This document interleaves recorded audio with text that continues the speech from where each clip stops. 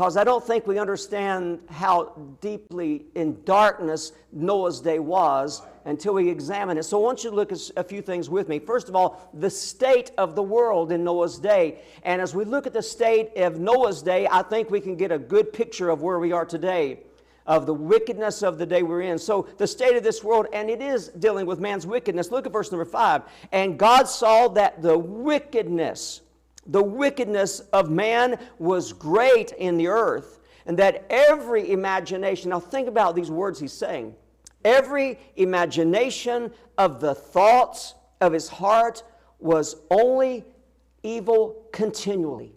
Can you imagine that when a person gets up in the morning, that the first thought that he has is toward evil?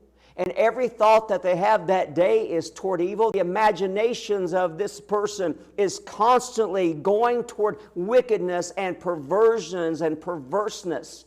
And may I say to you tonight that we're living in that kind of a world. And I was thinking about that verse number 5, and I thought, as they are consumed with evil and sin and wickedness of every thought of the imagination of their heart, I began to think about what the Lord Jesus said the greatest commandment is, that we are to love the Lord our God with all of our heart and soul and our mind and our strength. And as much as we are to be consumed with God, think about it, that if every imagination of our heart was just constantly on God, every thought was on God, that we might be thinking about, how can I please God today with my life? What can I do to try to win somebody to God today? What can I do to help somebody to God today? What can I do to be able to honor the name of God in this world? Could our life be just the exact extreme opposite as the lives of these people were here and as the lives of the people that we live among today?